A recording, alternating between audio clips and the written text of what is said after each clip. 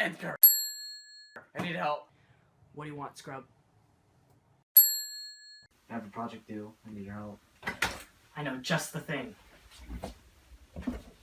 You don't even know what I'm doing yet.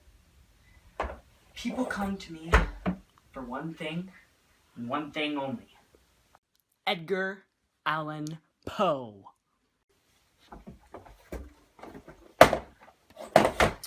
Sit down. Okay. All right, let's get this started. It's upside down. To you it is. All right. So, Edgar Allan Poe was a famous poet who is known for his hair-raising literary works.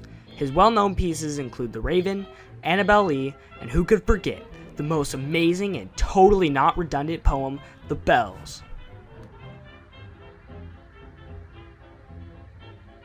Poe was born in Boston, Massachusetts in 1809 and lived with his parents for the first years of his life before his dad left and his mother died. After his parents were gone, Poe was adopted by the Allan family at the age of 2. Even though Poe had no parents, not all of his family was gone. His brother, William Henry Leonard Poe, was a poet, much like his sibling, but wasn't as recognized as he was.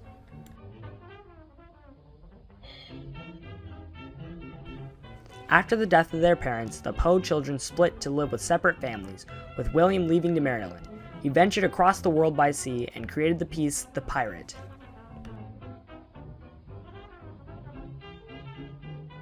You are a pirate! You are a pirate! During Poe's years at college, he went broke from gambling. This forced him to ditch college and live with his relatives in Baltimore. During his stay, however, he was robbed. The funny part is that he was robbed by his own cousin. While in Baltimore, Poe's adoptive father, John Allan, died. For some unknown reason, John decided to leave Poe out of his will. Sadly, Poe didn't live that long of a life, as he died in Baltimore in 1849, living for only 40 years. After Poe's death, his rival, Rufus Griswold, wrote an obituary of the author in an attempt at revenge for some of the offensive things Poe wrote about him. And that was the... Wait, where'd you go? Fine, I'll just read a poem by myself.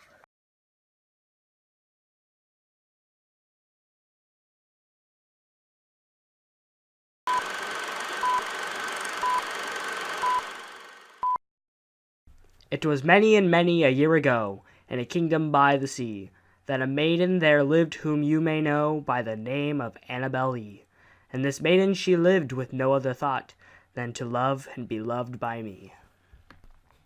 I was a child and she was a child in this kingdom by the sea, but we loved with a love that was more than love, I and my Annabel Lee, with the love that the winged seraphs of heaven coveted her and me.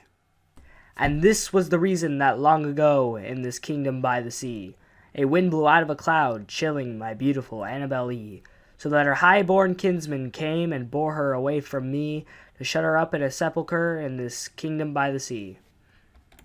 But our love, it was stronger by far than the love of those who were older than we, of many far wiser than we, and neither the angels in heaven above, nor the demons down under the sea, can ever dissever my soul from the soul of the beautiful Annabel Lee.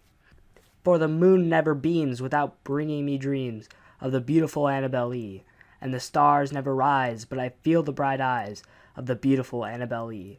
And so all the night tide I lie down by the side of my darling, my life and my bride, and her sepulchre there by the sea, and her tomb by the sounding sea. Well, that was really good. Now time for a quick short story.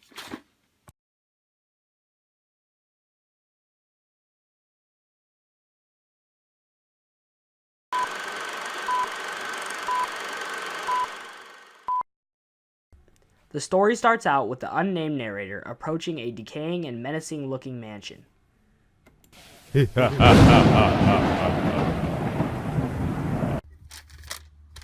Dear old friend, I would like you to visit me and my sister in my mansion, because I am very lonely and I need a hug. P.S. The address is...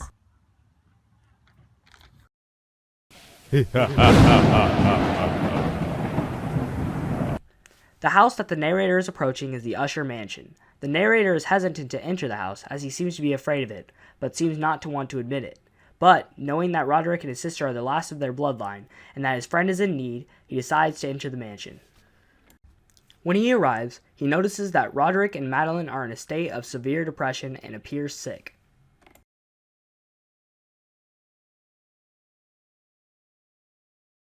This house, it's making me sick. The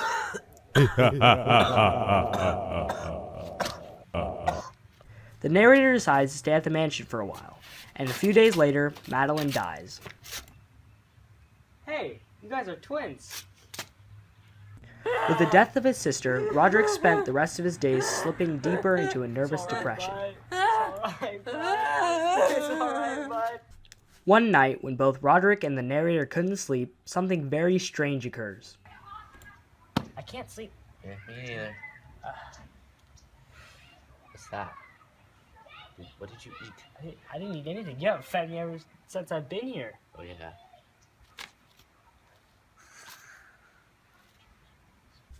In an attempt to ignore the gas, both men start reading a book called Mad Tryst. This, however, does not help, as the men start to hear strange noises. You know what? Let's just read this book. Mad Tryst. It's a good book. It's a good book. No, it's not. Yeah, it's a very boring book. What are those noises? Yeah, I've been hearing those like a week now.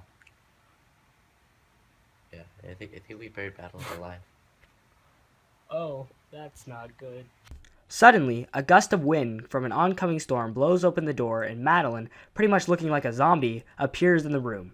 Madeline manages to reach Roderick before dying on top of him.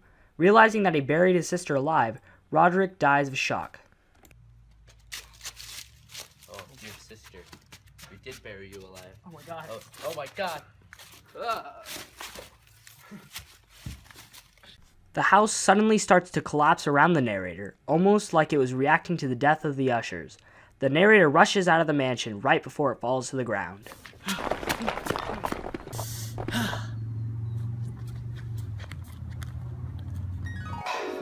Well, that was it for Edgar Allan Poe. Goodbye.